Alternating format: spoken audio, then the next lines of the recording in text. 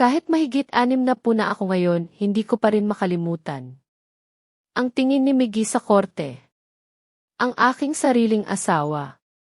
Siya mismo ang nagpatunay na ako ang pumatay sa kanilang anak. Isang bagay na hindi ko naman ginawa. 200 milyon. Iyan ang hinahabol niya. Ang mana ko mula kay Papa. Dahil sa kasinungalingan nila, nawala sa akin ang kalayaan. Ngunit ang nawala sa akin ay maibabalik ko. At ang nawala sa kanila ay hindi na muling babalik pa. Sa loob ng madilim na selda, tanging ang halinghing ng hanging dumadaloy sa siwang ng bintana ang nagsisilbing musika. Huminga ako ng malalim, inamoy ang luma, amoy kalawang na hangin na naging kasama ko sa loob ng 2 taon. Maria Isabela Santos, 30 taong gulang, o mas kilala bilang Belle, nakaupo ako sa aking matigas na higaan, nakatingin sa nag-iisang maliit na butas sa pader na dinadaluyan ng liwanag. Bukang liwayway na bukas. Araw ng kalayaan ko. At sa araw na iyon, mawawala sa kanila ang lahat. Ang mga salitang iyon ay hindi nagdadala ng kaligayahan, kundi isang malamig, matalim na katiyakan. Wala akong naramdamang pag-asa. Wala akong naramdamang kapatawaran. Sa puso ko, tanging ang matinding hangarin na makita ang pagbagsak ng 2 taong sumira sa akin ang naghari. Si Miguel Reyes, ang dating asawa ko, at si Bianca de la Cruz, ang kanyang kabit. May plano ako, isang planong binuo ng tahimik, bahagi-bahagi, sa loob ng mga pader na ito. Ang aking isip ay bumalik sa araw na iyon, 2 taon na ang nakalipas. Ang araw na ninakaw nila sa akin ang aking kalayaan, ang aking pangalan, ang aking buong buhay. Naalala ko pa ang tunog ng mga flash ng kamera, ang bulungan ng mga tao na tila mga ulap ng ipo-ipo, at ang malamig na tingin ng hukom na nakatingin sa akin, na parabang isa akong pinakapangit na nilalang sa mundo. Naalala ko si Miggy, ang lalaking minahal ko ng buong puso, nakatayo sa witness stand. Suot niya ang pinakamaganda niyang suit, ang kanyang mukha ay balot ng malalim na kalungkutan, na tila ba siya ang biktima. Ngunit sa ilalim ng kalungkutan na iyon, may nakita akong kakaibang kislap sa kanyang mga mata, isang anino ng tagumpay. Minahal ko ang asawa ko, Judge. Ang kanyang tinig ay maihalong paghihirap, pero hindi ko kayang ipagtanggol ang kanyang ginawa. Itinulak niya si Bianca dahil sa selos, pinatay niya ang aming magiging anak. Ang bawat salita ay tila isang balang tumatama sa aking dibdib. Ang pagtataksil ay masakit, ngunit ang kasinungalingan, ang pampublikong pagpapahiya, ay mas malala pa. Nasa tabi niya si Bianca, nakaupo sa isang wheelchair. Ang kanyang mukha ay putlang-putla. Parang multo siya. Yakap-yakap niya ang kanyang tiyan na malinaw na walang lamang sanggol. Umiiyak siya, nagkukunwaring halos hindi na makahinga, at itinuro ako ng kanyang nanginginig na daliri. Sinigawan ako ni Ginang Santos na puta, ang kanyang tinig ay mahina, halos bulong, tapos itinulak niya ako sa hagdanan. Naramdaman ko ang pagdaloy ng dugo na wala ang anak namin, ang pinakainaasam namin ni Miggy. Ang aking sarili ay tahimik, ngunit ang aking kalooban ay sumisigaw. Ang totoo ay nagpunta ako sa opisina ni Miggy ng araw na iyon, puno ng galit at sakit. Nalaman ko ang tungkol sa kanila. Ang pagtataksil ay isang matalim na kutsilyo sa aking likod. Nang kumprontahin ko sila, nagulantang si Bianca. Sa kanyang pagkataranta, umatras siya, o marahil ay sinadya niyang madulas, at nahulog sa emergency exit na hagdanan. Ang hagdanan na madalang gamitin. Subalit, mayroong isang kakaibang nasirang camera sa hagdanan, at ang footage na iniharap sa korte ay ipinakita lamang ang aking galit na mukha sa tuktok ng hagdanan, habang si Bianca ay unti-unting nawawala sa paningin. Isang perpektong pagkakataon, isang perpektong frame-up. Ang kanilang mga kasinungalingan ay naging katotohanan sa mga mata ng hukom at ng publiko. Ang hatol ay 2 taong pagkakakulong. Para sa malubhang pinsala na naging sanhi ng pagkamatay ng isang fetus. Isang kasalanan na hindi ko ginawa, isang anak na hindi nawala dahil sa akin. Nang ipahayag ang hatol, nakita ko si Miggy na niyakap si Bianca. Sa sandaling iyon, ang kanyang tingin sa akin ay hindi nagsasalamin ng pagsisisi o kalungkutan. Walang bakas ng pagmamahal na minsan naming pinagsaluhan. Sa halip, ito ay isang malamig, mapanlinlang na tingin, puno ng kasiyahan. Ang hadlang sa kanyang mga plano, sa kanyang milyon-milyong mana, ay naalis na. At ako, si Maria Isabela Santos, ay natunaw sa dilim ng bilangguan. Ngunit ang dilim na iyon ay hindi nagpatahimik sa akin. Sa halip, ito ay naging saksi sa aking pagbabago. Mula sa isang inosenteng biktima, lumabas ang isang babaeng may kaloobang bakal. Bukas, magsisimula ang isang bagong kabanata. At sa pagkakataong ito, hindi ako ang mawawalan. Ang bawat araw sa Correctional Institution for Women, OGV, ay isang pagsubok. Ang amoy ng lumang semento, ang pinaghalong singaw ng pawis at luha, ang bulok na pag-asa na nagpapahirap sa bawat sulok. Napakalayo nito sa dati kong buhay, sa marangyang mansyon sa Forbes Park, Makati. Ang king-sized na kama na may Egyptian silk na kumot, ang amoy ng sariwang bulaklak sa bawat sulok ng aming tahanan. Ngayon, ang tunog lamang ng aking sariling paghinga ang aking kasama. Ang pader ng selda ang aking pahingahan, ang matigas na sahig ang aking pinagdarasalan. Sa loob ng 2 taon, ginawa kong panangga ang katahimikan. Tinuruan ko ang sarili kong patayin ang aking mga emosyon, itago ang sakit, ang galit, ang pagnanais na sumigaw. Ang pagiging tahimik ay hindi kahinaan kundi isang sandata. Sa araw-araw, sinisimulan kong tukuyin ang mga bago kong kalakasan. Ginawa ko ang isang ritual sa bawat gabi. Sa pamamagitan ng aking kuko, gumuguhit ako ng mga tuwid na linya sa pader. Ang bawat linya ay kumakatawan sa isang araw na nagdaan. 1, 2, 3, hanggang sa umabot sa 729. Ngayon, ang araw ng paggising ko ay ang 730 araw. Araw ng kalayaan. Kung ako sa iyo, magpapasalamat na ako sa Diyos hanggang sa mamagaang noo ko. Boses iyon ni Aling Nenita, ang aking kasama sa selda. Isang babaeng nasa edad 50, nakulong dahil sa isang pyramid scam.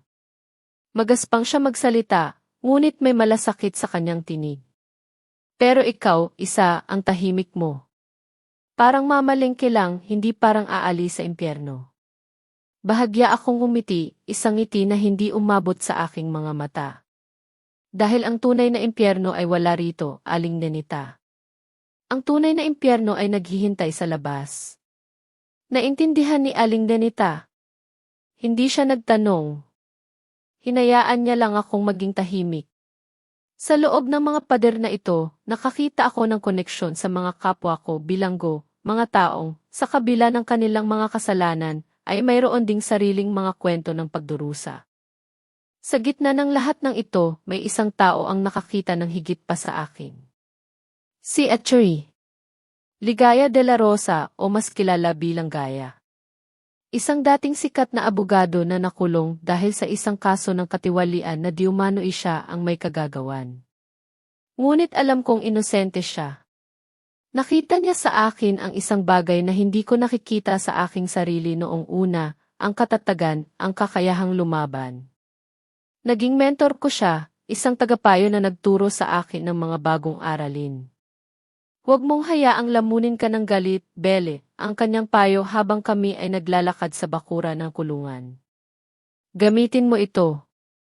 Gawin mong sandata. Habang nakikinig ako sa kanyang mga salita, bumalik sa aking alaala ang araw na nalaman kong sinubukan ni Miggy na kontrolin ang yaman ng aking ama.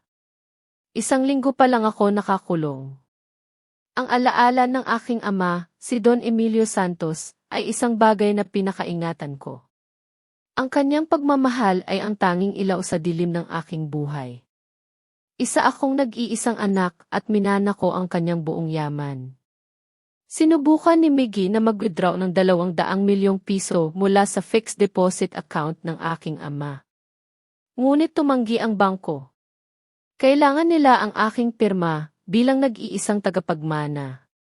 Doon ko naintindihan. Hindi lang ako ang kanyang target. Ang pera ng aking ama, ang aming yaman, iyon ang tunay niyang minimiti. Ang pagnanais na ipaghiganti ang aking sarili, ang aking ama, ang lahat ng ninakaw nila sa akin, ay nag-alab sa aking puso. Ito ay hindi isang simpleng galit, kundi isang malamig, kinakalkulang pagnanais. At sa bawat araw na lumilipas, sa bawat bulong na naririnig ko sa pader, mas lalo akong nagiging handa. Ang bawat buwan, tulad ng isang relo na hindi nagbabago, darating sila. Si Miggy at Bianca. Ang kanilang pagbisita ay hindi pagmamalasakit, kundi isang psikolohikal na pagpapahirap, isang laro ng pusa at daga na tumagal sa loob ng 24 na buwan.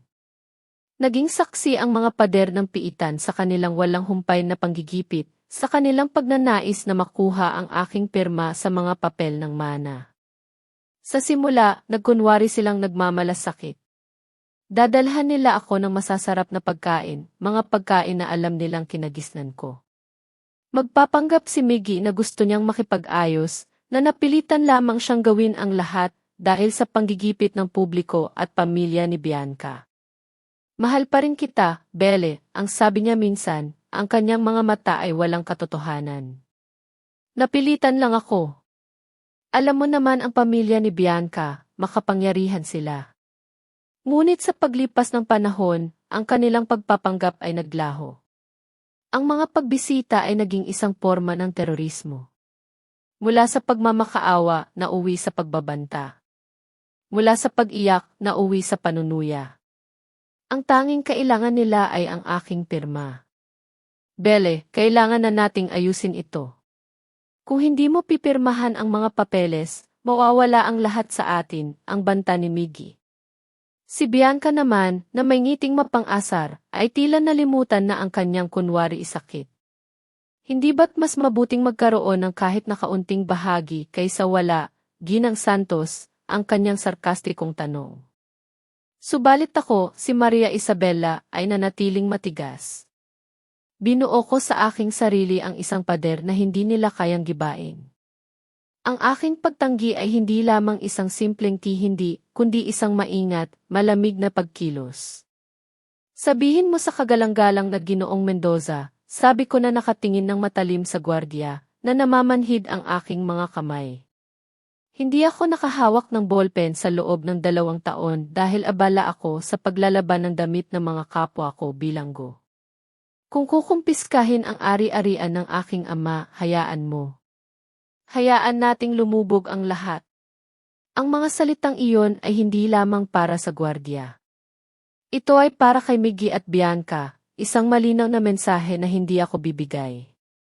Nakita ko ang galit na sumiklab sa mga mata ni Miggy, at ang pagkagulat sa mukha ni Bianca. Naintindihan nila na hindi ito magiging madali. Sa bawat pagbisita, habang patuloy nilang pinipilit ang kanilang agenda, si Atchongi Gaya de la Rosa naman ay unti-unting inilalantad ang aking tunay na plano. Hindi mo makukuha ang pirma ko, bulong ko sa kanya isang beses sa aming lihim na pagpupulong sa aklatan ng bilangguan. Makukuha ninyo ako. Ang mga salita ni Gaya ay naging aking inspirasyon. Kailangan natin ng tao sa labas, Anya. Isang taong mapagkakatiwalaan at may kakayahan. Doon niya ipinakilala si Atchongi Mateo Ruiz, ang kanyang T-Prop. Isang batang abogado, nagtapos sa Harvard, nakilala sa kanyang kakayahang manalo sa mga kasong halos imposible. Si Mateo ang aking mga mata at tainga sa labas, ang naghahanap ng impormasyon, ang nagpapatatag sa aming diskarte. Nalaman ko mula kay Gaya na ang kahanga-hangang imperyo ni Miggy ay bulok na pala. Ang kanyang pangunahing kapital ay nagmula sa mga pondo ni Don Emilio. Kung wala ako, ang tanging tagapagmana, si Miggy ay tila isang kapitan ng barkong lumulubog. At iyon ang pinakapangunahing susi sa aking paghihiganti.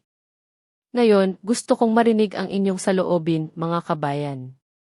Kung kayo si Belle, paano nyo kaya hinarap ang ganitong pagsubok? Anong mararamdaman ninyo sa bawat buwan na dumadalaw ang mga nagpakulong sa inyo? Ibahagi ang inyong mga kuro-kuro sa comment section sa ibaba. Ang bawat komento ninyo ay mahalaga para sa akin. Sa labas ng mga pader ng Correctional Institution for Women, ang mundo ay patuloy na umiikot. Ngunit para kina Miggy Reyes at Bianca de la Cruz, ang bawat araw na lumilipas ay tila isang malaking, mabigat na bato na humihila sa kanila pababa. Ang kanilang pag-asa na mapipirmahan ko ang mga papeles ng mana ay unti-unting naglalaho at kasabay nito, ang kanilang mga plano ay nagsisimulang gumuho. Sa isang pribadong waiting room sa kulungan na kung saan ay madalas silang maghintay para sa kanilang ipagbisita sa akin, nakita ang tunay na kulay ng kanilang desperasyon. Si Miggy, na suot ang kanyang mamahaling suit, ay iritable, patuloy na pinupunasan ang kanyang pawis na noo. Hindi ko maintindihan. 2 taon na, bakit hindi pa rin siya pumipirma, ang kanyang galit na bulong. Si Bianca, na suot ang isang mamahaling Hermes bag, ay inihampas iyon sa mesa, ang tunog ay lumikha ng isang matalim na ingay sa tahimik na silid. Hindi lang ang mana ng asawa mo ang problema, Miggy. May audit ang Reyes Realty Holdings. Kung hindi natin makukuha ang 80 milyong piso mula sa trust fund ni Don Emilio, maging ang mga account natin ay posibleng i-freeze. Ang kanyang boses ay nanginginig sa galit at takot. Tinalakay nila ang kanilang plano para sa araw ng aking paglaya. Kukunin natin siya bukas. Iuwi natin, ikukulong. Bibigyan ng pampakalma hanggang sa pumirma, ang sabi ni Miggy, ang kanyang tingin ay matalim, puno ng determinasyon. Ngunit may kakaiba sa katahimikan ko na nagpapabahala kay Bianca. 2 taon na siyang tahimik, Miggy. Nakakatakot ang katahimikan niya. Hindi siya kailanman gumawa ng iskandalo. Hindi siya nagmakaawa. Tumanggi lang siya. Ang takot sa kanyang mga mata ay tunay. Samantala, sa loob ng aklata ng kulungan, tahimik akong nakipagpulong kay Atty. Gaya de la Rosa. Isang misteryosong ngiti ang nasa kanyang labi nang ibigay niya sa akin ang isang maliit na vits. Ang ating kasangga sa labas, si Mateo Ruiz, ay may magandang balita, ang kanyang sabi, ang kanyang tinig ay maihalong tuwa. Inilantad ni Gaya ang mga nakuha ni Mateo. Nalaman namin na si Miggy ay gumamit ng isang shell company sa Panama na tinatawag na Tivay Interiorismo. Ang kumpanyang ito, na ang direktor ay ang ina ni Miggy, ay ginamit upang maglaban ng pera mula sa iba't ibang proyekto. Halos 5 milyong piso para sa interior consulting services na wala namang ginawang totoo. Isang napakalaking irregularidad na nagpapatunay sa kanyang mga pandaraya. Ngunit ang pinakanakakagulat na pagkabunyag ay ang tungkol kay Bianca. Nakakuha si Mateo ng orihinal na medical evidence mula sa isang sympathetic nurse.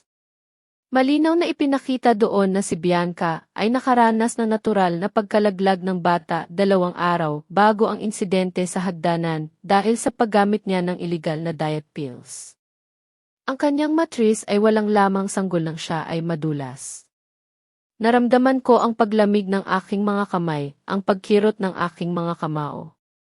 Ang lahat ng kasinungalingan, ang lahat ng pandaraya ay unti-unting nabubunyag. Ibinigay ni Gaya sa akin ang huling detalye ng aming diskarte. Huwag kang direktang umatake. Hayaan mong isipin nilang sila ang nakatataas. Hayaan mong maniwala si Miggy na kontrolado pa rin niya ang lahat. Kapag bumaba ang kanyang depensa, kapag naramdaman niyang ligtas siya sa kanyang trono, saka mo hilahin ang alpombra sa ilalim niya. Ang unang hakbang, ang pag-freeze ng mga ari-arian. Ito ay batay sa orihinal na testamento ni Don Emilio, isang dokumento na hindi alam ni Miggy na mayroon, na nagbibigay sa akin ng ganap na veto power sa lahat ng mga desisyon tungkol sa mana. Ang mga sinulid ng panlilinlang ay unti-unting nagkakalas, at sa bawat pagkakalas, mas lalong lumalakas ang aking pagnanais na makamit ang hustisya. Ang huling gabi sa loob ng mga pader ng bilangguan ay lumipas ng walang tulog. Tahimik akong nakaupo, pinagmamasdan ang mga anino na sumasayaw sa dingding, na tila mga alaala ng nakaraan at mga pangako ng hinaharap. Inayos ko ang aking mga iilang gamit, ang ilang libro, ang aking lumang sipilyo, ang pinagkaloob na lumang damit, at ang nag-iisang larawan ng aking ama. Ang aking natitirang sabon, shampoo, at pagkain ay ibinahagi ko sa aking mga kasama sa selda, isang huling pagpapaalam sa mga naging kasama ko sa hirap at ginhawa. Si Aling Nenita ay lumapit sa akin, ang kanyang mga mata ay puno ng luha. "Mamimiss kita, isa," ang kanyang bulong. Niyakap ko siya, at nangako ako na tutulungan ko siya sa kanyang kaso paglabas ko. Alam kong hindi ito isang simpleng pangako, kundi isang bagong responsibilidad na aking tatanggapin. Tiningnan ko ang aking sarili sa basag na salamin na nakadikit sa lababo. Ang aking buhok ay maiksi, abot balikat, ang aking balat ay maputla, at ang aking mukha ay naging matulis, matalim. Ang aking mga mata, na minsan ay puno ng lambing, ngayon ay malalim at madilim, tulad ng karagatan sa gitna ng bagyo. Hindi na ako ang matamis na Ginang Reyes, hindi na ako ang spoiled na anak ni Don Emilio Santos. Inalisan ako ng bilangguan ng lahat ng aking inosente at kahinaan, naiwan ay isang hindi masisirang bakal na puso. Isang huling pangako ang ibinulong ko sa aking sarili.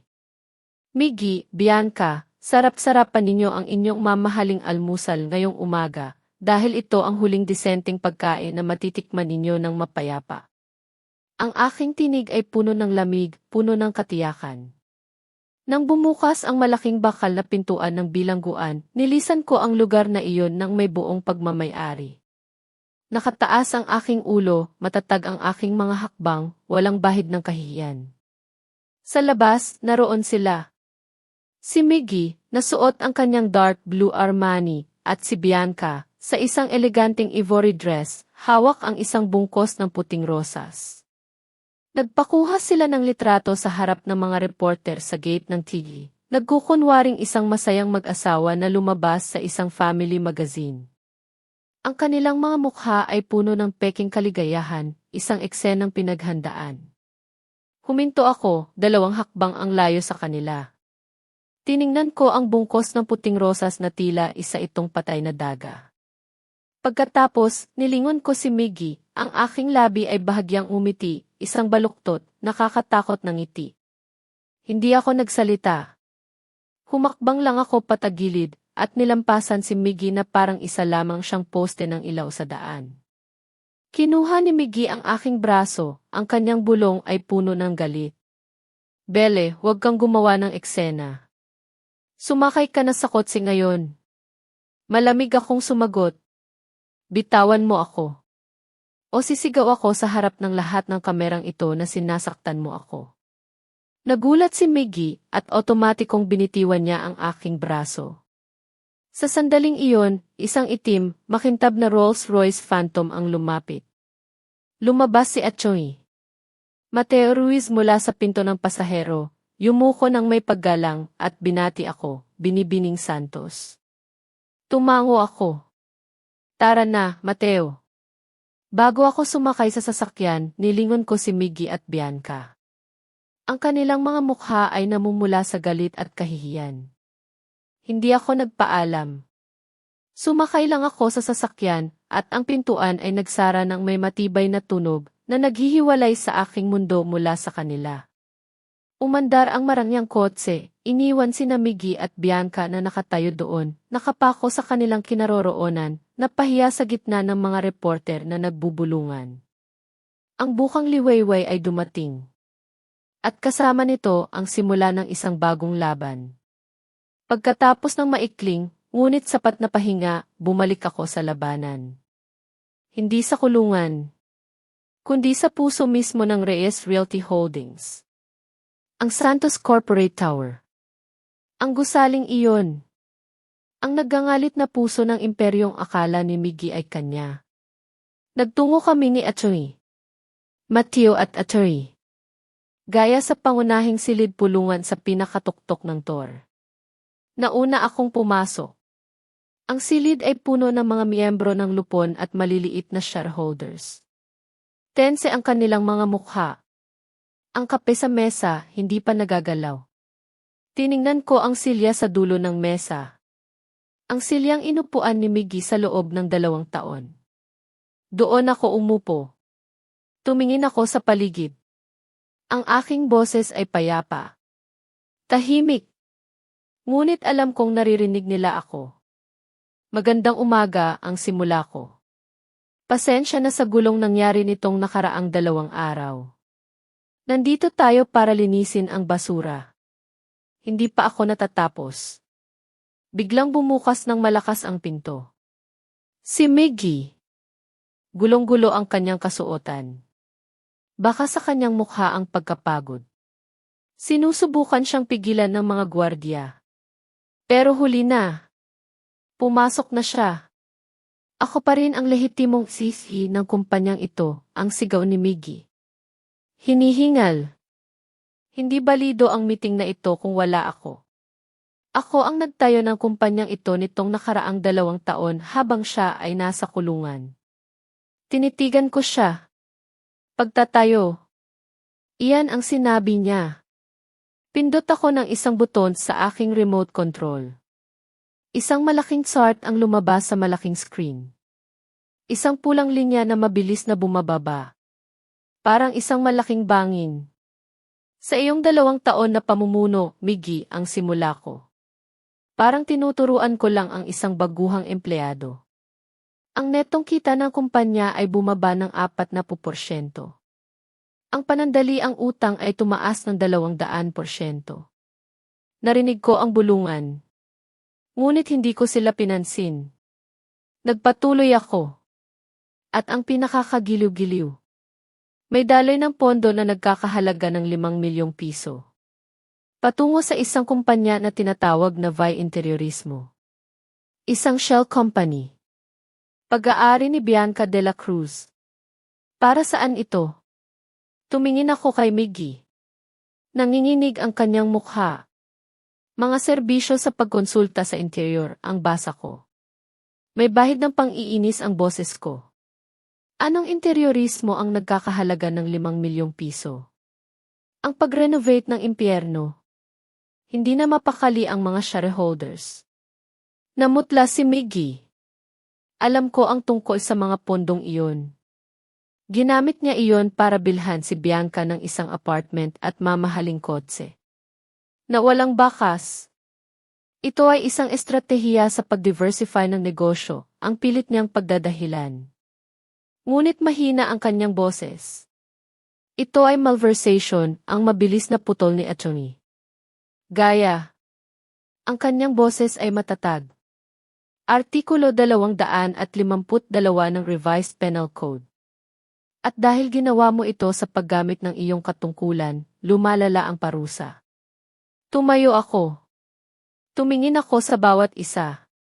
Bilang may-ari ng 70% ng mga voting shares, ginagamit ko ang aking karapatan. Ang tanging punto sa agenda ay ang pagpapatalsik kay Miguel Reyes bilang Chief Executive Officer. Nang walang dangal. At ang paghahain ng kaso para sa mga pinsala dahil sa lahat ng pagkalugi ng kumpanya. Sumasang-ayon ako, ang sabi ng isang matandang konsehal. Matagal nang kinaiinisan ang pagmamataas ni Miggy. Sumasang-ayon kami, ang sabi ng iba. Nakatayo si Miggy sa gitna ng silid. Parang tuod. Tumingin siya sa paligid. Naghahanap ng kakampi. Ngunit ang mga taong dating humahanga sa kanya, ang mga taong dating nakikipaglaro sa kanya ng golf, ay lumihis ng tingin. Walang kaibigan sa mundo ng negosyo. Tanging interes lang. At si Miggy ay wala ng halaga. Seguridad, ang kalmadong tawag ko. Pakisamahan ninyo si Ginoong Reyes palabas. At tiyakin na wala siyang dadalhin maliban sa labi ng kanyang dangal, kung mayroon pa siyang natitira. 2 malalaking gwardiya ang humawak sa braso ni Miggy. Nagpumiglas siya ng bahagya. Nakatitig siya sa akin. Malupit ka, Bele, ang bulong niya. Natuto ako sa pinakamagaling ang tugon ko. Nang walang pag-aatubili. Ang pinto ay sumara. Si Miggy ay pinalayas mula sa sarili niyang kaharian. Sa loob, umupo ako muli. Sige, mga Ginoo, ang sabi ko. Pag-usapan natin kung paano natin ililigtas ang barkong ito. Isang bagong kabanata ang nagsimula para sa kumpanya ng aking ama. Ang silid 204 ng motel ang sulok ay maliit. Amoy tabako. Amoy lumang pawis. Ang aircon ay maingay. Parang lumang traktor na hirap sa pag-andar. Nakaupo si Miggy sa gilid ng kama. Ang mga spring ng kutson ay tumutusok sa kanya. Matagal siyang nakatitig sa dingding na bakbak na ang pintura. Ang kanyang mga mamahaling maleta. Ang mga branded niyang damit. Nakatambak lang. Walang puwang sa maduming silid na iyon. 3 araw na. 3 araw mula nang palayasin sila. Ang init dito. Hindi ako makatulog, ang reklamo ni Bianca. Kalalabas lang yan ng banyo. Ang gripo sa lababo ay tumutulo. Paulit-ulit. Tunog na nakakabingis sa katahimikan. Tumigil ka sa pagrereklamo, ang bulong ni Miggy. Hindi siya lumingon. Ang kanyang tingin ay blanko. Nakadikit sa dingding. Tumigil sa pagrereklamo, ang pagsabog ni Bianca. Lumakas ang kanyang boses. Kinuha niya ang basang tuwalya. Ibinato niya iyon sa mukha ni Miggy. Lahat ng ito ay kasalanan mo. Sabi mo ikaw ay isang henyo sa negosyo. Sabi mo kontrolado mo ang mga ari-arian ni Belle. Sabi mo mahina lang siya. Madali lang paikutin. At ano ang nangyari? Ikaw ay isang bobo. Kung wala ang pirma ni Belle, wala kang lahat. Hindi tayo magiging ganito. Tinabig ni Miggy ang tuwalya. Mabilis. Bigla siyang tumayo. Ang kanyang mga mata. Pula. Galit na galit. Itinulak niya si Bianca. Sa dingding. Ng lumang aparador na kahoy. Kasalanan ko, ang sigaw ni Miggy. Lumakas ang kanyang boses. Nanginginig. Saan ka may salamin, Bianca? Saan? Gumuho ang lahat dahil sa kasinungalingan mo. Kung hindi ka nagkunwari na nahulog. Kung hindi ka gumawa ng ganoong maruming palabas. Kung hindi ka nagtago sa likod ng pekeng pagbubuntis mo. Hindi sana nakulong si Belle. Siguro, nag-divorce tayo. Nang maayos. Nagkasundo. Nakakuha ako ng parte ng mga ari-arian. At nanatili tayong mayaman. Hindi tayo magiging ganito. Pero hindi.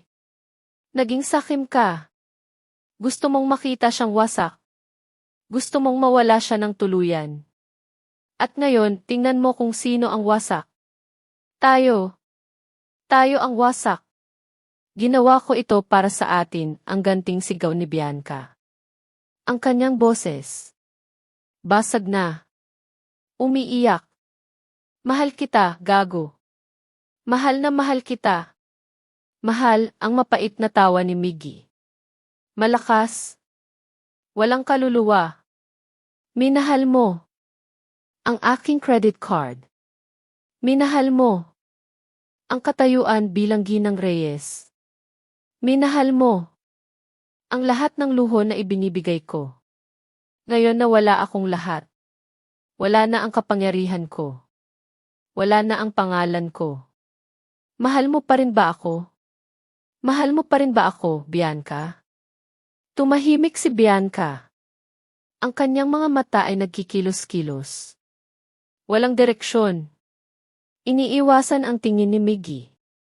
Ang masakit na katahimikan ay bumalot sa silid. Ang hindi niya binigkas na sagot.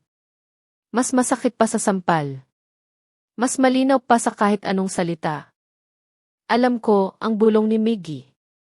Mapait. Tumalikod siya. Umupo muli. Tinakpan ang mukha. Ng kanyang mga kamay. Parang isang bata.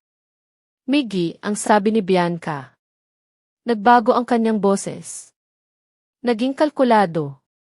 Maaari nating ibenta. Ang aking mga alahas. Ang aking mga bag maihalaga pa rin ang mga iyon. Hindi ba? Maaari tayong tumakas.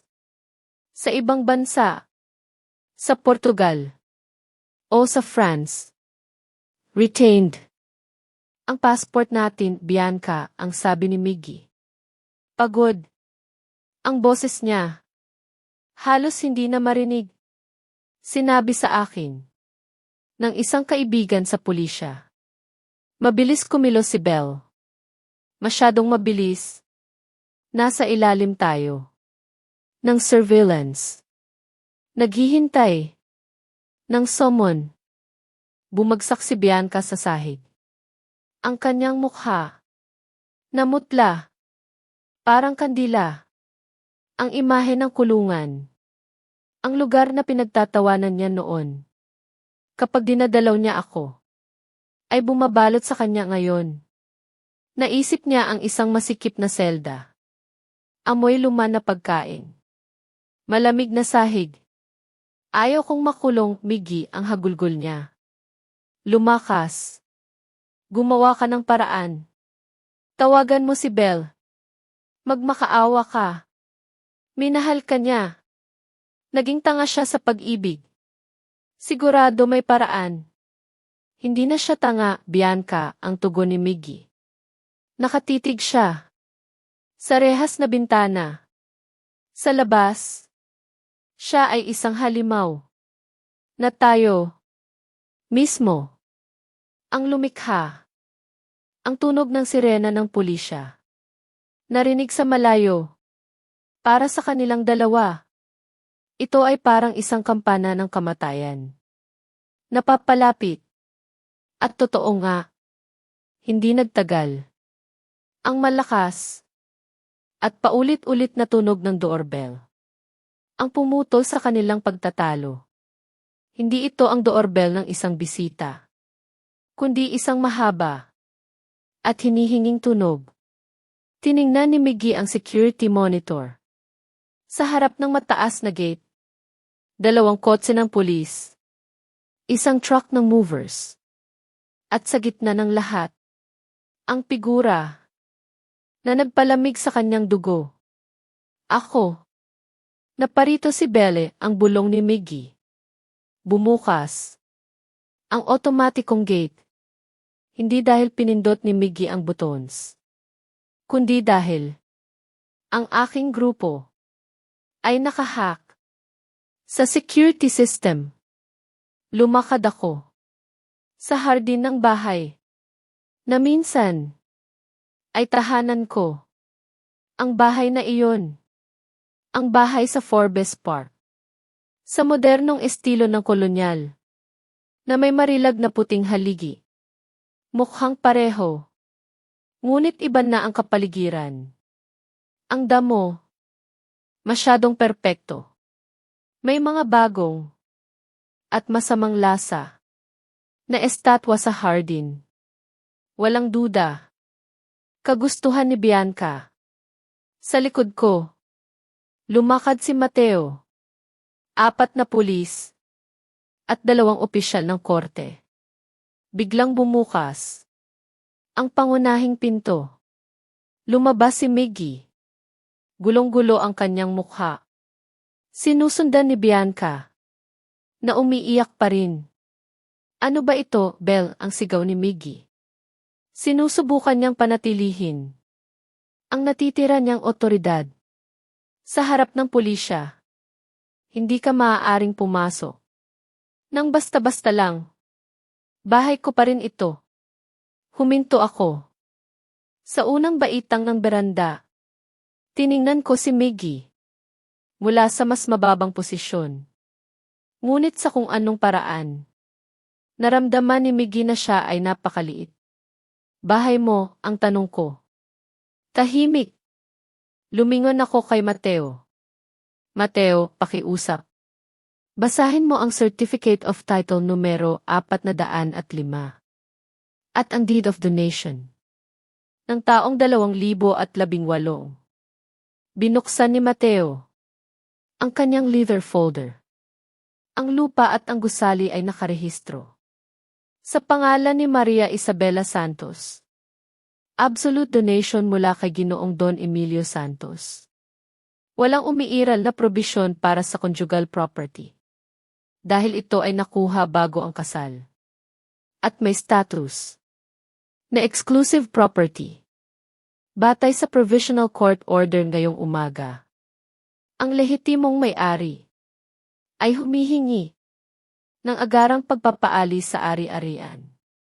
Dahil ang kasalukuyang naninirahan ay walang pahintulot sa paninirahan. Ang mukha ni Miggy. Naging abo. Pero asawa mo ako. Bahay natin ito. Malapit ka nang maging aking ex-asawa, ang sabi ko. Malamig. At kinokorekta kita, Miggy. Bahay ko ito. Ikaw ay naging isang bisita lamang. Nananatili ng masyadong matagal. At nagsimulang magnakaw ng mga kubyertos na pilak. Senyasan ko ang mga opisyal. Kunin ninyo ang kanilang mga gamit. Damit lang. At personal na kagamitan. Lahat ng furniture. Mga painting. Mga electronic device. At mga alahas na binili gamit ang pera ng kumpanya ay mananatili dito. Para sa audit. Hindi mo ito magagawa, ang sigaw ni Bianca. Nagtatangka siyang sumugod. Papunta sa akin. Ngunit isang babaeng pulis ang humawak sa kanya. Mahigpit. Ako. Ang ginang ng bahay na ito, ang sigaw ni Bianca. Tinitigan ko si Bianca. Ang aking tingin. Malamig. Tulad ng yelo. Hindi ka ginang, Bianca. Isa ka lang parasitong dumapo sa maling punong abala. Sabi ko, mayroon kayong 30 minuto para mag-impek o ipapatapon ko sa labas ng kalye ang inyong mga gamit. Belle, ang sabi ni Miggy. Tinitigan niya ako. Naghahanap ng bakas ng matamis na babaeng minsan niyang nakilala. Ang babaeng laging naghahanda ng kape niya sa umaga. Ang babaeng nagmamasahe ng kanyang paa kapag pagod siya. Ang babaeng iyon. Patay na. Belle, ang boses ni Miggy. Lumambot. Ang kanyang huling pagtatangka. Namanipulahin ako. Maaari tayong mag-usap. Nang tahimik. Sa loob. Hindi sa harap ng pulisya. Belle. Alam kong nagkamali ako. Pero, nilinlang ako ni Bianca. Tungkol sa pagbubuntis. Ako rin. Ay isang biktima, Belle. Tumawa ako. Isang maikli. At walang lamang tawa. Biktima. Lumakad ako. Isang hakbang pasulong. Inilapit ko ang aking mukha sa kanya. Hindi ka biktima, Miggy. Ikaw ay isang sakim na lalaki na mas piniling maniwala sa kanyang kabit kaysa sa asawang sumuporta sa iyo. Sa loob ng 10 taon, hindi ka nagsisisi na nagsinungaling si Bianca. Nagsisisi ka dahil nahuli ka. Tinalikuran ko sila. Mayroon pa kayong 25 minuto. Sa bawat minuto na kayo ay magtatagal, isa sa inyong mga maleta ay susunugin. Walang pagpipilian. Sina Miggy at Bianca. Sa ilalim ng pagbabantay ng pulisya. Tumakbo sa kanilang kwarto. Naglagay ng mga damit sa mga maleta. Nang may pagkapanik. Sinubukan ni Miggy na kunin ang kanyang Rolex mula sa isang drawer. Ngunit isang opisyal ang pumigil sa kanya. Paumanhin, Ginoo. Ito ay nakarehistro bilang isang asset ng kumpanya mula noong nakaraang taon. Kinumpis ka. Makalipas ang kalahating oras. Sina Miggy at Bianca nasa bangketa na. Sa labas ng gate, 2 malalaking maleta at ilang handbags. Nakalatag sa kanilang paanan. Dahan-dahang sumara ang gate. Sa harap nila, nagsimulang lumabas ang mga kapitbahay. Nagmamasid sa drama. Nagbubulungan. Si Miguel Reyes. Ang matagumpay na nasa kalye na. Ngayon, parang isang elite na pulubi. Mula sa bintana ng pangunahing kwarto. Sa ikalawang palapag. Tiningnan ko sila. Hindi ako masaya. Naramdaman ko lang. Na malinis. Malinis na ang bahay. Sa wakas. Nakahinga na rin. Kung kayo ay nakikinig pa hanggang dito, tulungan niyo po akong mag-comment ng numero 1 sa ibaba upang malaman kung may mga kasama pa rin akong naglalakbay sa kwentong ito. Ang inyong presensya ang pinakamalaking inspirasyon para maipagpatuloy ko ang huling bahagi. Luha sa katahimikan. Ang tanggapan ng attorney Mateo Ruiz at Associates ay punong-puno ng aktibidad. Nakatambak ang mga dokumento sa mesa ng kumperensya. Narito ang sabi ni Mateo. Isinara niya ang isang makapal na pulang folder. Ang huling aplikasyon para sa pagsusuri ng sentensya sa Korte Suprema. Napakatatag ng bagong ebidensya. Tama ang sabi ni attorney. Gaya. Humigop siya ng kape. Ang orihinal na medical record. Ang testimonya ng nurse. Na sa wakas ay nagpa siya ng magsalita dahil sa takot na masangkot. At ang nawawalang security camera footage. Nakita ko ang dating security chief. Sinibak siya ni Miggy ng walang bayad. 1 linggo pagkatapos ng insidente. Nagkimkim ng sama ng loob ang lalaki. Itinago niya ang kopya ng hard drive bilang kanyang life insurance. Sa footage, malinaw na nakita na may 2 metro ang layo namin ni Bianca. Tumingin si Bianca sa kamera. Pagkatapos, sinadya niyang ibagsak ang kanyang sarili. Parang isang amateur stuntman. Sa ebidensyang ito, ang patuloy ni Mateo. Mababawi ang iyong sentensya. I-restore ng Estado ang iyong mabuting pangalan. At itatalan ng kasaysayan na hindi ka kailanman nagkasala. Iyon ay para sa nakaraan, ang kalmadong sabi ko. Ngayon, para sa hinaharap. Ibinigay sa akin ni Mateo ang pangalawang itim na folder. Police Report numero 0-8122025 ang basa ni Mateo. Mga inireklamo. Miguel Reyes at Bianca de la Cruz. Mga krimen. Artikulo 458 ng Revised Penal Code. Perjury. Artikulo 456. False accusation and report. Artikulo 270. Falsification of annual accounts. At Artikulo 1 at 2 ng Anti-Money Laundering Law. Pinagsamang parusa, ang tanong ko. Para kay Miggy. Sa malversation at money laundering, maaaring umabot ng 15 taon, ang sagot ni attorney. Gaya. Para kay Bianca. Bilang utak ng plano na nagkulong sa isang inosenteng tao. Napakahigpit ng mga hukom. Maaaring nasa 7 hanggang 9 na taon. Tiningnan ko ang aking pirma sa papel. Sariwa pa ang itim na tinta. Minsan, pinirmahan ko ang aking marriage certificate nang nanginginig ang kamay sa tuwa. Ngayon, pinirmahan ko ang death sentence para sa buhay ng aking ex-asawa nang matatag ang kamay. Ipadala mo ang utos ko. Ngayon, ang tanong ni Mateo. Ngayon, ang tugon ko. Gusto kong matanggap nila ito habang kumakain sila ng instant noodles sa maduming motel na iyon. Gusto kong mabulunan sila sa katotohanan. Tumango si Mateo. Ibinigay niya ang folder sa kanyang assistant. Itinago ko ang aking mobile phone. Isang mensahe mula sa hindi kilalang numero.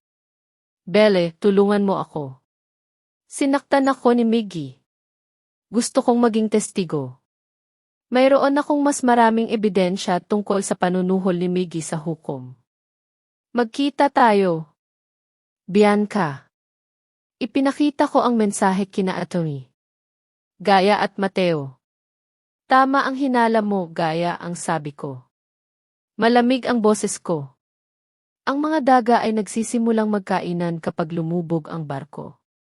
Ano ang isasagot mo? Tanong ni Atty. Gaya. Nagtaype ako ng maikling sagot. Ibigay mo ang iyong kwento sa pulis. Wala akong pakialam. Pinatay ko ang aking mobile phone. Isang malakas na pag-ulan ang bumuhos sa Metro Manila ng gabing iyon. Parang umiiyak ang langit. O nililinis ang mga kasalanan ng syudad. 3 buwan ang lumipas. Sa Regional Trial Court sa Metro Manila, siksikan ang bulwagan. Ang kaso ay naging ang paglilitis ng taon. Ang galit ng publiko sa kawalan ng katarungan na dinanas ko ay nagpuno sa paligid ng korte ng mga placard ng suporta. Nakaupo ako sa unang hilera. Kalmado ako. Nakasuot ng puting kasuotan. Sa tabi ko, mahigpit na hawak ni Atty. Gaya ang aking kamay. Ang presidente ng hukuman, isang bagong hukom dahil ang dating hukom ay inalis at ngayon ay akusado na rin, ay pinukpok ang kanyang mazo. Sinimulan niya ang pagbasa ng hatol. Nakaupo sina Miggy at Bianca sa bench ng mga akusado. Hiwalay sila ng 2 pulis. Payat na payat si Miggy. Umuuban na ang kanyang buhok. Nakalubog ang kanyang mga mata. Si Bianca naman nakayuko. Tahimik na umiiyak. Para sa sentensya ang boses ng hukom. Lumakas ang tibok ng puso ko. Ito na ang sandali ng katotohanan. Idineklara ang akusado, Miguel Reyes, na nagkasala sa mga krimen ng bribery, money laundering at estafa. Na nagdulot ng pinsala sa ibang partido. Huminga ng malalim ang hukom.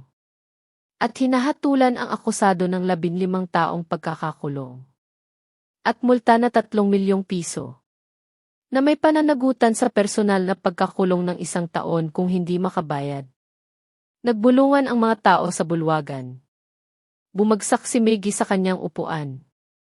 Parang tinanggalan ng gulugod. 15 taon. Lalabas siya ng kulungan sa edad na 50. Walang pera. Walang pamilya. Isang matandang ex-convict. At idineklara ang akusado, Bianca de la Cruz, ang patuloy ng hukom.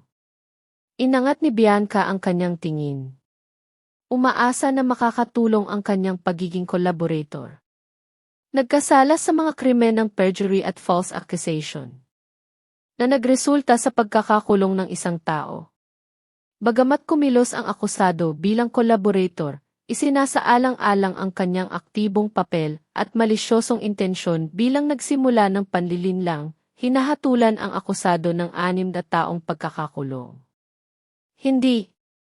Hindi patas ang sigaw ni Bianca. Hysterical. Si Miggy ang nagpilit sa akin. Dalhin siya palabas dito, ang utos ng hukom. Hindi sumigaw si Miggy. Lumingon lang siya. Naghanap sa akin sa gitna ng maraming tao. Hindi ako lumihis ng tingin. Tinitigan ko siya. Direkta sa kanyang mga mata. Dahan-dahan akong tumango. Isang tuldok. Habang hinihila si Miggy palabas sa isang pinto sa gilid, nakita niya ako. Nakatayo. Napapalibutan ng mga flash ng kamera. Nakangiti. Umingiti ng tunay. Sa unang pagkakataon sa loob ng 3 taon. Narealize ni Miggy na iyon na ang huling pagkakataon na makikita niya ang sikat ng araw. 1 taon ang nakalipas. Nakatayo ako sa isang malawak na lupain. Sa labas ng Metro Manila. Sa likod ko, isang bagong gusali. Maganda. Moderno. Katatapos lang. May signage sa pasukan. Pundasyon ng katarungan, sentro ng legal na tulong at empowerment para sa kababaihan. Napakaganda, binibini ang sabi ni Atty. Mateo. Nasa tabi ko siya. Hindi na lang siya ang aking abogado. kundi pati ang Director of Operations ng pundasyon. Ito ay simula pa lang, Mateo, ang sabi ko. Nakangiti. Ang gusaling ito ay magiging tahanan ng mga babaeng walang boses. Mga babaeng tulad ko. Pinatahimik ng sistema at ng kanilang mga asawa. Ibinenta ko ang Reyes Realty Holdings. Ayaw ko nang magkaroon ng kinalaman sa isang negosyo ng real estate. Puno ng masasamang alaala ni Miggy. Mula sa pera ng pagbenta. Kasama ang mga ari-arian ni Miggy na ibinalik sa akin ng Estado bilang kompensasyon. Ipinatayo ko ang pundasyon. At nag-invest ako sa green technologies. Isang mas tahimik na sektor. Ang pangalan ko, Maria Isabela Santos, ay kilala na ngayon bilang isang pilantropo. At aktivista. Hindi na bilang dating asawa ni Miggy.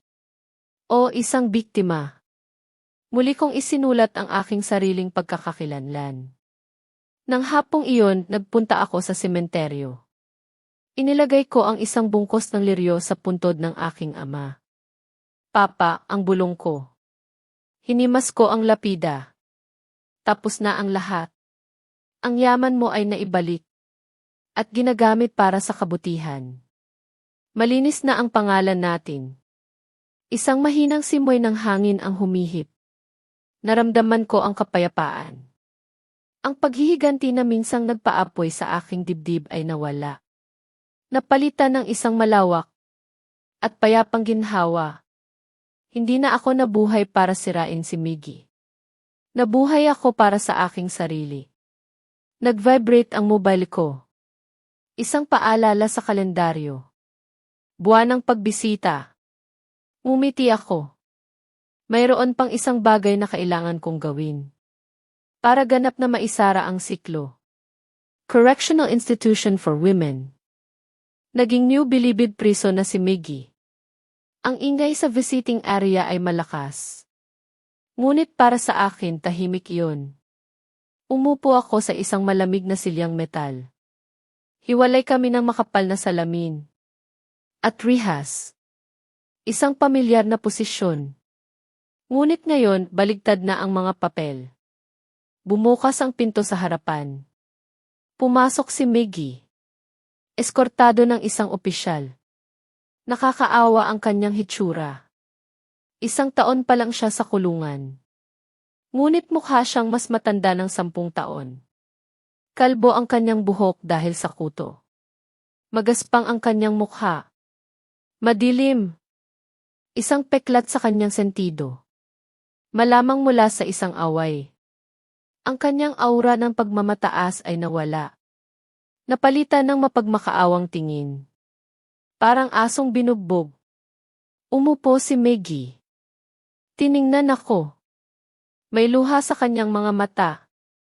Parang nakakita ng anghel na tagapagligtas. Kinuha niya ang handset ng intercom. Nanginginig ang mga kamay. Kinuha ko naman ang akin. Kalmado. Bell. Ang boses ni Miggy. Distorted sa aking tainga. Salamat sa pagdating. Alam kong darating ka. Mahalaga pa rin ako sa iyo. Hindi ba? Nanatili akong tahimik. Hayaan si Miggy na magsalita. Ito ay impyerno, Belle, ang simula ni Miggy. Umiiyak. Sinusuntok nila ako. Ang pagkain ay basura. Hindi ko na kaya. Belle. Pakiusap. Tulungan mo ako. Maghain ka ng apela. Mayroon ka ng mga koneksyon. O kahit magpadala ka lang ng pera. 0 na ang account ko sa Ekonomo. Nagugutom ako. Tiningnan ko ang lalaking iyon. Ang lalaking minsang sinamba ko. Ang lalaking nagtapon sa akin sa isang lugar na tulad nito ng walang pagsisisi. Hindi ako naparito para iligtas ka, Miggy. Ang boses ko ay malinaw. At payapa. Nagulat si Miggy. Kinuha ko ang isang brown envelope mula sa aking bag, idinikit ko iyon sa salamin. Ito ay kopya ng ating desisyon sa diborsyo. Pinal na. at ang kasunduan sa pagliliquidate ng mga ari-arian. Nagpasya ang korte na dahil ikaw ang sanhi ng diborsyo at nakagawa ka ng krimen laban sa iyong asawa, hindi ka makakatanggap ng kahit isang sentimo. Nagulo ang mukha ni Miggy. Ang pag-asa niya sa pera ay naglaho. At isa pa, ang patuloy ko. Naparito ako para ibalik sa iyo ito. Kinuha ko ang aking puting gintong singsing sa kasal. Ang singsing na itinago ko sa pinakamalalim na drawer. Ibibigay sa iyo ng opisyal mamaya, ang sabi ko. Ibenta mo yan. Baka makabili ka ng sigarilyo at instant noodles sa ekonomo sa loob ng isang buwan. Belle, wag mong gawin ito, ang hagulgol ni Miggy. Asawa mo ako. Sorry. Tumayo ako. Inayos ang aking jacket. Dati, binibisita mo ako bawat buwan. Umaasang babasag at susuko ako, ang sabi ko. Tinitigan ko ang mga mata ni Miggy. Sa likod ng salamin. Ngayon, naparito ako. Para tiyakin na makita mong buo ako. Masaya. At nanalo. Belle, hintay. Kailan ka babalik, ang sigaw ni Miggy? Desperado. Habang nagsisimula akong lumiko. Huwag mo akong iwan mag-isa, Belle. Huminto ako sandali. Bahagya akong lumingon. Wala nang bisita, Miggy. Ito na ang huli. Enjoy mo ang natitirang buhay mo sa kahon na ikaw mismo ang gumawa. Ibinaba ko ang telepono. Naputol ang koneksyon sa likod ng salamin. Sumisigaw si Miggy. Walang tunog. Pinupukpok ang salamin. Nagmamakaawa. Umiiyak. Ngunit ako, umalis na. Bumukas ang mabigat na pintuan ng bakal. Sinalubong ako ng maliwanag na sikat ng araw. Huminga ako ng malalim. Nilanghap ang tunay na hangin ng kalayaan. Walang pasanin. Walang nakaraan. Lumakad ako patungo sa aking kotse. Kung saan naghihintay si Mateo. Nakangiti. Sumakay ako. Dahan-dahang lumayo ang sasakyan. Iniwan ang madilim na gusali ng bilangguan. Palayo ng palayo. Hanggang sa maging isang maliit na tuldok. Na sa huli ay nawala sa rearview mirror.